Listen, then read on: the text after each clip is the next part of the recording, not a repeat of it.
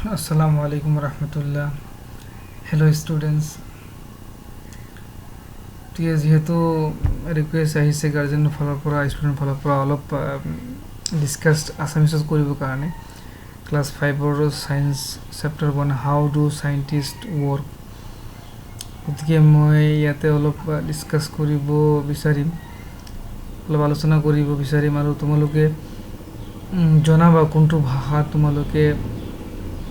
বুজি পোৱা English Assamese Hindi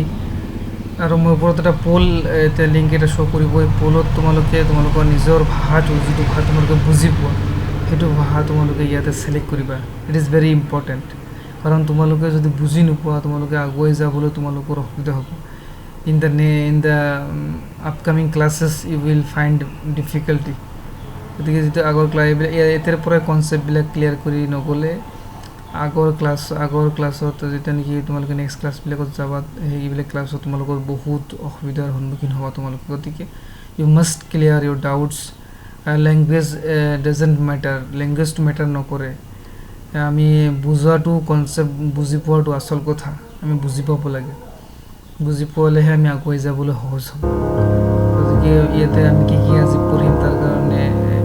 প্ৰথমতে আমি জানি লওঁ গতিকে ইয়াতে কিছুমান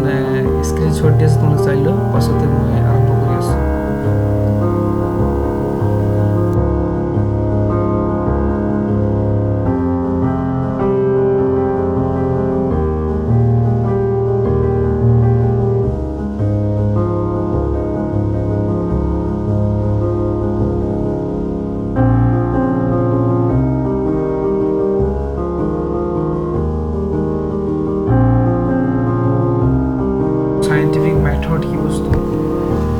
ইসলামিক গোল্ডেন এজৰ বিষয়ে অলপ আছে আৰু লগতে ডিফাৰেন্স দুটামান দিয়া আছে ইনভেনশ্যন আৰু ডিস্কভাৰী আৰু সায়েন্স ফেয়াৰ এণ্ড সায়েন্স এক্সিবিশ্যনৰ ডিফাৰেন্স গতিকে সায়েন্স কি বস্তু সায়েন্স যিটো ৱৰ্ড হয় এইটো ক'ৰ পৰা আহিছে লেটিন ৱৰ্ড এটা আছে সাইণ্টিয়া যাৰ মিনিং হয় নলেজ জ্ঞান তাৰ পৰা আহিছে আৰু সায়েন্স মানে কি বস্তু আমি সায়েন্স বুজিলে বিজ্ঞান বুলিলে কি বুজো science is a branch of knowledge based on observation and experiment গতিকে সায়েন্সটো এটা ব্ৰাঞ্চ হয় এটা শাখা হয় এটা জ্ঞানৰ এটা শাখা it's a branch of knowledge আৰু এইটো বেছ কৰে ভিত্তি কৰে কাৰ ওপৰত দুটা বস্তু ইয়াত দিছে এটা হ'ল অবজাৰভেশ্যন পৰ্যবেক্ষণ আৰু এক্সপেৰিমেণ্ট বুজিলে কি বুজা পৰীক্ষা নিৰীক্ষা এই দুটা বস্তুৰ ওপৰতে ভিত্তি কৰে গতিকে ইয়াতে কিছুমান ৱৰ্ড দিয়া আছে কোৰাণৰ বিষয়ে কোৰাণত উল্লেখ কৰে পেজ নম্বৰ 2 চোৱা তোমালোকে কোৰাণৰ যিহেতু 6666 আয়াত আছে লাইনছ আছে কোৰাণত তাৰ পৰা 647 verses deal with observation reasoning think research Allah তাআলাই বিভিন্ন জেগাত কৈছে তোমালোকে অবজাৰ্ভ কৰা পৰ্যবেক্ষণ কৰা ৰিজনিং ভাবা থিংকিং ৰিচাৰ্চ কৰা তোমালোকে চিন্তা ফিকিৰ কৰা এইবিলাক ৱৰ্ড ক'ৰ পৰা আহিছে কোৰাণৰ পৰা আহিছে কোৰাণত আছে বিভিন্ন জেগাত আছে গতিকে সেইটো উল্লেখ কৰা হৈছে পেজ নম্বৰতে আৰু সেইফালে আমাক আল্লাহ পাকে ৰিচাৰ্চ কৰিবৰ কাৰণে বা আমাক ভাবিবলৈ চিন্তা ফিকিৰ কৰিবৰ কাৰণে আল্লাহ পাকে বাৰে বাৰে কৈছে গতিকে দিছ ৱৰ্ডছ কাম ফ্ৰম আৱাৰ বুক হলি কোৰাণ গতিকে ৰিচাৰ্চ চাইণ্টিফিক মেথডত যিবিলাক মানে পদ্ধতি বা যিবিলাক ব্যৱস্থা কৰা হয় এইবিলাক আচলতে কোৰাণৰ পৰা অহা বহুত বস্তু আছে যিবিলাক কোৰাণৰ পৰা লোৱা হৈছে আৰ্লি সাইণ্টিষ্টবিলাকে মুছলিম সাইণ্টিষ্টবিলাকে কোৰাণক এজ এ গাইড লৈছিলে আৰু কোৰাণক গাইড হিচাপে লৈ পেলাই তেওঁলোকে ৰিচাৰ্চ কৰিছিলে বিভিন্ন বস্তুৰ ওপৰত তাৰকাৰাজি হওক তৰা নক্ষত্ৰ গ্ৰহ হওক বা মেডিচিন হওক বা বিভিন্ন মেথমেটিক্স হওক তেওঁলোকে এই কোৰাণক গাইড হিচাপে লৈ পেলাই যেতিয়া নেকি ৰিচাৰ্চ কৰিছে এক্সপেৰিমেণ্ট কৰিছে তেওঁলোকে তাৰ প্ৰতিফল পাইছে আৰু তেওঁলোকে বহুত বস্তু আৱিষ্কাৰ কৰিব পাৰিছে আৰু যিবিলাক নেকি they are the base of the modern science আৰু যিবিলাক নেকি মডাৰ্ণ সায়েন্সৰ বেছ বুলি ক'ব পাৰি মডাৰ্ণ সায়েন্সৰ ভিত্তি বুলি ক'ব পাৰি গতিকে ইয়াত বিভিন্ন ধৰণৰ এক্সাম্পল দিছে আয়াতৰ তোমালোকে চাবা পেজ নম্বৰ 2 আছে, ইয়াত চাব পাৰিবা। তাৰপিছত আছে হাউ ডু চাইণ্টিষ্ট ৱৰ্ক। ইয়াতে কিছুমান মুছলিম চাইণ্টিষ্টৰ কথা উল্লেখ কৰিছে। চাইণ্টিফিক পেজ নম্বৰ 3 আছে, the scientific method to be followed for research was first designed and developed by a scholar and a scientist Al-Haytham, Abu Ali Hassan ibn Al-Haytham. So Al-Haytham যিজন আছিলে, এইজনে সাইণ্টিফিক method যিটো হয় যে systematic way of studying something, চিষ্টেমেটিকভাৱে যেনেকৈ নেকি scientific পদ্ধতিত মেথডত যিটো মানে ৰিচাৰ্চ কৰা হয়, এইটো পদ্ধতি তেওঁ ওলাইছিলে প্ৰথমতে। হয়তো তেওঁৰ নাম হিষ্ট্ৰীত নাথাকিব পাৰে, বিভিন্ন কিতাপত উল্লেখ আছে তেওঁৰ নাম। আৰু তেওঁ এইটো প্ৰথম যে যিটো চিষ্টেমেটিক আৰু হেৰি কৰি চিষ্টেমেটিক মেথড যিটো হয় ছায়েন্সৰ অবজাৰভেশ্যন বা এক্সপেৰিমেণ্টৰ কাৰণে, সেইটো তেওঁ ওলাইছিলে, আৱিষ্কাৰ কৰিছিলে। গতিকে ডিউৰিং দ্য মুছলিম কেলিফেট যিটো মানে আমাৰ মুছলিম ৰাজত্বৰ সময়ত যেতিয়া নেকি হেৰি আছিলে, গোটেই পৃথিৱীতে ৰাজত্ব কৰিছিলে খোলাফায়ে ৰাছিদিন যেতিয়া মানে কি সময়ত আছিলে, সময়ত বিভিন্ন ৰিচাৰ্চ স্কলাৰসকলে, বিভিন্ন মুছলিম চাইণ্টিষ্ট তেওঁলোকে ৰিচাৰ্চ কৰিছে বিভিন্ন দিশত, অকল এটা দিশত নহয়। মেথমেটিক্স হওক, এষ্ট্ৰনমি হওক, এৰোডাইনামিক্স, ফিজিক্স হওক, বা বিভিন্ন ক্ষেত্ৰত মেডিচিন, মেথমেটিক্স, বিভিন্ন লাইনত তেওঁলোকে ৰিচাৰ্চ কৰিছে। আৰু ৰিচাৰ্চ কৰি পেলাই বিভিন্ন পেপাৰ, বিভিন্ন পৰিণতিত উপনীত হৈছে, বিভিন্ন বস্তু আৱিষ্কাৰ কৰিবলৈ সক্ষম হৈছে তেওঁলোকে। তাৰ বাবে ইয়াতে কিছুমান চাইণ্টিষ্টৰ, মুছলিম চাইণ্টিষ্টৰ, আৰু সেই মুছলিম চাইণ্টিষ্টৰ ইয়াতে নাম দিয়া আছে, আৰু তেওঁলোকৰ যি বৰঙণি, তেওঁলোকৰ যিটো কণ্ট্ৰিবিউশ্যনছ এইটো ইয়াতে দিয়া আছে। ইবনে চিনাৰ কথা উল্লেখ আছে। ইবনে চিনা কি কোৱা হয়, the father of early modern medicine. তেওঁলোকে এখন বুকো লিখিছে, কেইবাখন লিখিছে। এখন ফেমাছ বিখ্যাত এখন বুক লিখিছে, এইখনৰ নাম হ'ল the book of Canon of medicine. বহুত ফেমাছ বুক। বৰ্তমান ডক্টৰসকলেও, বহুত ডক্টৰে এই কিতাপৰ সহায় লয়, যিবিলাক ৰিচাৰ্চ স্কলাৰ আছে ডক্টৰৰ, বহুত ডাঙৰ ডক্টৰসকলে, বহুত মেডিকেল কলেজতো এইবিলাক বুকছ, আমাৰ ইয়াতো নহ'ব, নাথাকিব পাৰে ইণ্ডিয়াত, বাহিৰত কিন্তু এইবিলাক কিতাপৰ, কাৰণ these are the early books in the field of medicine. These are the early books, among the early books. So' বহুত কণ্ট্ৰিবিউশ্যন আছে তেওঁলোকৰ। সৰুতে তেওঁ অকল মেডিচিন ষ্টাডি কৰা নাই, তেওঁ 16 বছৰ বয়সত বিভিন্ন ছায়েন্সৰ বিভাগ বা শাখা তেওঁ ষ্টাডি কৰিছে। যেনেকৈ কোৰাণটো ষ্টাডি কৰিছে, লগতে medicine, chemistry, astronomy, psychology, geology, ছায়েন্সৰ বিভিন্ন শাখাৰ লগতে তেওঁ ষ্টাডি কৰিছে। 16 বছৰ বয়সতে তেওঁ ষ্টাডি কৰিছে, আৰু তেওঁ 16 বছৰ বয়সতে কোৰাণে হাফিজো হৈ গৈছে। আৰু পাছতে তেওঁ কিতাপ এখন লিখিছে, এইখন হ'ল কেনন অফ মেডিচিন, বহুত ফেমাছ বুক হয়। আৰু তেওঁক ৱেষ্টাৰ্ণ ৱৰ্ল্ডত তেওঁক আবিচিনা বুলি জনা যায়। আবিচিনা, কোনেও নাভাবিব যে এইজন মুছলমান চাইণ্টিষ্ট হয়, মুছলিম চাইণ্টিষ্ট হয়। তেওঁৰ নাম আবিচিনা বুলি জনা যায় ইন দ্য ৱেষ্টাৰ্ণ ৱৰ্ল্ড। আৰু he is a famous scientist in the field of medicine. বিভিন্ন বস্তু আৱিষ্কাৰ কৰিছে তেওঁ। তাৰপিছতে জাকাৰিয়া আল ৰিজাৰ বিষয় দিছে। তেওঁ কি কৰিছে, father of paediatrics, who developed the first original treatise on smallpox and measles। তেওঁলোক এই বিভিন্ন বেমাৰৰ কেনেকৈ এইবিলাকৰ হেৰি কৰে, ষ্টাডি কৰে, সেইবিলাক বস্তুৰ বিষয়ে তেওঁ উল্লেখ কৰিছে ইয়াতে।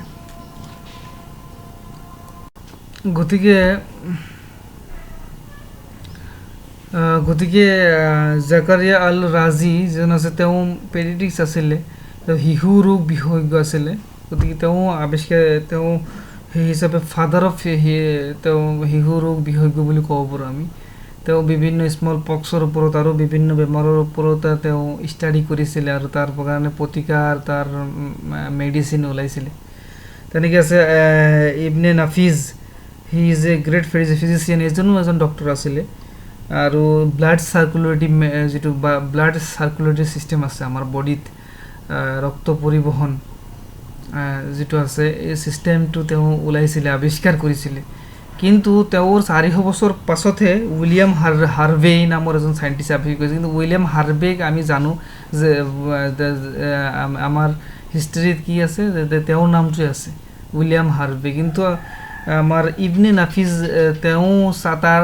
তেওঁতকৈ মানে উইলিয়াম হাৰ্ভেতকৈ 400 বছৰ আগতে তেওঁ ব্লাড চাৰ্কুলেটৰী ছিষ্টেমৰ বিষয়ে কৈছিলে বা আৱিষ্কাৰ কৰিছিলে, গতিকে তেওঁৰ নামটো উল্লেখ নাই। গতিকে it is unfortunate for us. আৰু এটা আছে আব্বাছ ইবনে ফিৰনাছ হি ফাৰ্ষ্ট ফ্লাইং এটেম্প কৰিছিলে, যে উৰা জাহাজ বা উৰিব পৰা বস্তুৰ অবজেক্টছৰ বিষয়ে তেওঁ ষ্টাডি কৰিছিল, কেনেকৈ বস্তুটো উৰিব পাৰিব, কেনেকৈ আমি বতাহেদি উৰিব পাৰোঁ, বায়ুৱেদি উৰিব পাৰোঁ। সেই হিচাপে তেওঁ ডিজাইন এৰ'ডাইনেমিক ফ্লাইং ছুইট,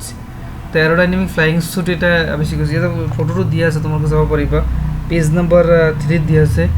যে লাইক এ পেৰাশুট অৰ ছামথিং, সেই ধৰণৰ বস্তু এটা দি আছে। তেওঁ আৱিষ্কাৰ কৰিছিলে, যে প্ৰথম ফ্লাইং এটেম্পছ তেওঁ কৰিছিলে। আৰু আছে আল জাৱাৰীৰ বিষয়ে আছে, আল জাহৰাৱী ফাদাৰ অফ মডাৰ্ণ চাৰ্জাৰী, আৰু তেওঁ কিতাপ লিখিছে আল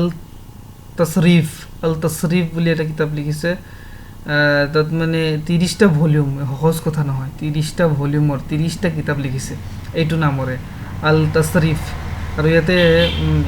তেওঁ কি বস্তু তাতে ইনক্লুড কৰিছে, মেডিচিন, চাৰ্জাৰী, অৰ্থপেডিক্স, ফাৰ্মাকলজি, নিউট্ৰিশ্যন, বিভিন্ন শিতান তেওঁ তাত অন্তৰ্ভুক্ত কৰিছে। আৰু বৰ্তমান তেওঁ যিবিলাক টুল আৱিষ্কাৰ কৰিছিলে, যিবিলাক সঁজুলি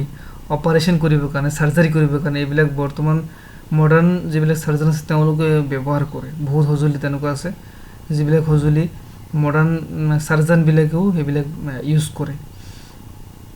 আৰু এজন আছে আল খৱাৰিজমি, তেওঁ আছিলে মেথমেটিচিয়ান, গ্ৰেট মেথমেটিচিয়ান, আৰু তেওঁৰ লিখা এখন বুক আছিলে আল মাকালা ফি হিচাব আল জবৰ আল মুকাবিলা। এই কিতাপখনৰ নামটো ডাঙৰ নাম, আৰবিতে লিখিছিলে। গতিকে এই কিতাপখনৰ পৰাই যিটো আলজিব্ৰা আমি পঢ়োঁ বৰ্তমান মেথছত, হায়াৰ ছেকেণ্ডেৰীত হওক বা ক্লাছ 8, 9, 10তে হওক বা সৰু ক্লাছতে হওক, যি আলজেব্ৰা পঢ়োঁ আমি, তেওঁৰ সেই নামৰ পৰাই আলজেব্ৰাটো লোৱা হৈছে, তেওঁৰ বুকৰ তাত উল্লেখ কৰা নামৰ পৰাই, তেওঁৰ বুকৰ পৰাই এই ৱৰ্ডটো একচেপ্ট কৰা হৈছে। গতিকে যি 700 ইয়াৰৰ পৰা, ইংলিছ ইয়াৰ যিটো আছে 700ৰ পৰা 1600লৈকে যি সময় আছে, এই সময়ছোৱাক কোৱা হয় গ্ল'ৰিয়াছ মুছলিম ইৰা বা গল্ডেন এজ অফ ইছলাম বুলি কোৱা হয়। এইখিনিতো বহুতখিনি আৱিষ্কাৰ, বহুতখিনি বস্তুখিনি গ'ল ক'ত, আচলতে এই বস্তুখিনি ক'ত গ'ল? ইমান ৰিচাৰ্চ, ইমান চাইণ্টিষ্ট, ইমান বস্তু আৱিষ্কাৰ কৰিছে, এইবিলাক গ'ল ক'ত? আচলতে কিছুমান বস্তু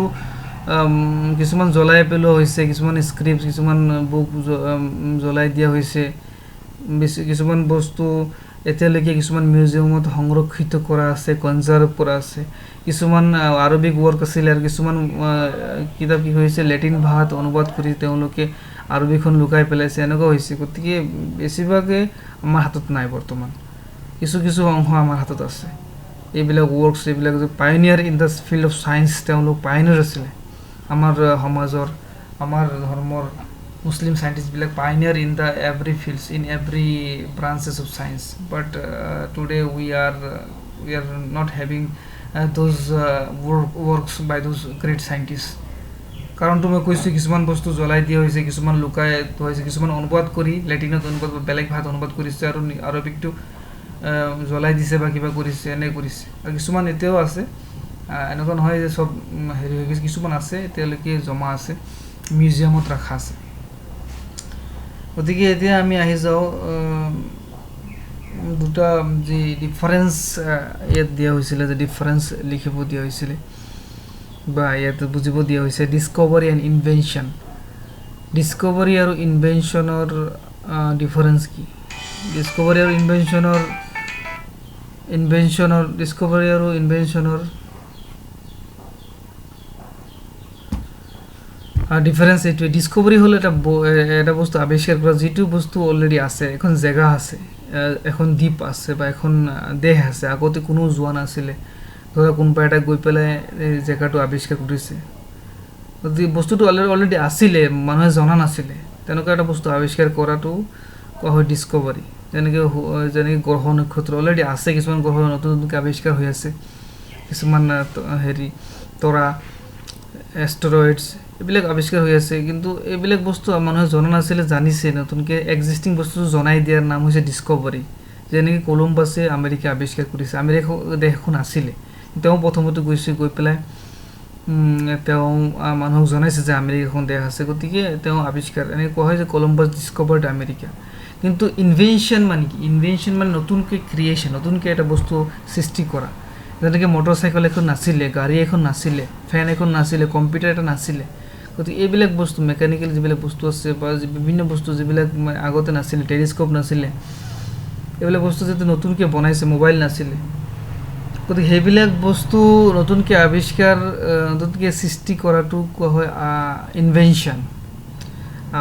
আমাৰ অসমীয়াতে দুইটাই আৱিষ্কাৰ কিন্তু ইংলিছত দুটা হয় এটা ডিস্কভাৰী আৰু এটা ইনভেনশ্যন ডিস্কভাৰী মানে যিটো বস্তু আছিলে এইটোক মানে জনাই দিছে মানুহক বা ওলাইছে এইটো বস্তুক ডিস্কভাৰী বুলি কোৱা হয় আৰু ইনভেনশ্যন মানে নতুনকৈ সৃষ্টি কৰা বস্তু এটা যে বস্তু নাছিলে এতিয়া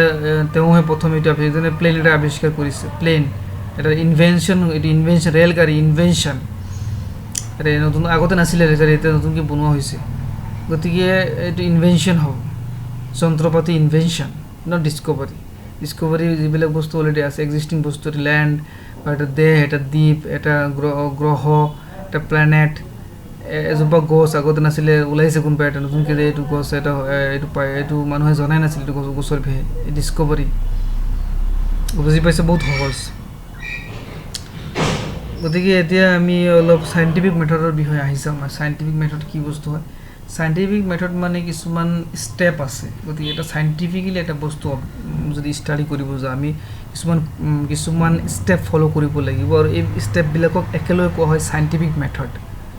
প্ৰথমতে অবজাৰভেশ্যন আছে আমি পৰ্যবেক্ষণ কৰিব লাগিব পাছত আছে কুৱেশ্যনিং আমি প্ৰশ্ন কৰিব লাগিব এইটো কিয় হৈছে এইটো এনেকৈ কিয় হৈছে তাৰপৰা আনচাৰ কিছুমান ওলাব এইটো হাইপথেচিছ আনচাৰটো শুদ্ধ হ'ব পাৰে ভুল হ'ব পাৰে পাছতে এটা প্লেন কৰিব লাগিব যিটো মই পৰীক্ষা কৰিম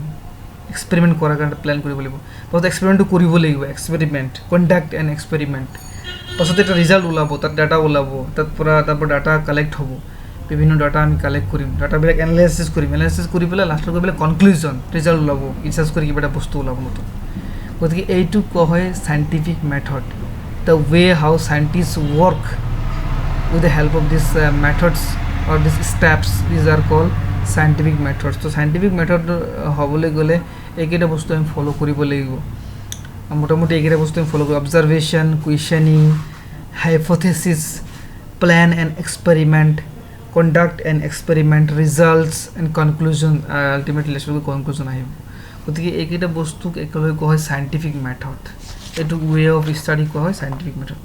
গতিকে এই হিচাপে আমি এই চেপ্টাৰত এইকেইটা বস্তু আছিলে আৰু এটা বস্তু আছে difference between science fair and science exhibition science ফেয়াৰটো হ'ল এটা নতুনকৈ চাইণ্টিষ্টৰ নিচিনা ভাবি এটা মেলা কোৱা হয় ছায়েন্স মেলা বিজ্ঞান মেলা আৰু এক্সিবিশ্যনটো বেলেগ হয় গতিকে ছায়েন্স ফেয়াৰটো হ'ল য'ত নেকি নতুন নতুন বস্তু আৱিষ্কাৰ কৰি সেই হিচাপে যেনেকৈ নেকি আৱিষ্কাৰ কৰিব লাগে চাইণ্টিফিক মেথড হিচাপে কৰি পেলাই সেইটো ৰিপ্ৰেজেণ্ট কৰা সেইটোকে ছায়েন্স ফেয়াৰ আৰু ছায়েন্স এক্সিবিশ্যন মানে অলৰেডি এটা বস্তু এক্সিষ্টিং চাইণ্টিষ্টে বা কোনোবাই আৱিষ্কাৰ কৰি থৈছে এইটো বস্তুক নকল কৰি দেখুওৱা ছেম বস্তুক নকল কৰি দেখুওৱাটো হ'ল ছায়েন্স এক্সিবিশ্যন বুজি পাইছা ছায়েন্স ফেয়াৰ মানে এটা ইন'ভেটিভ ৱৰ্ক নতুন এটা ৱৰ্ক যিটো ৰিপ্ৰেজেণ্ট কৰিব লাগে চাইণ্টিফিকলি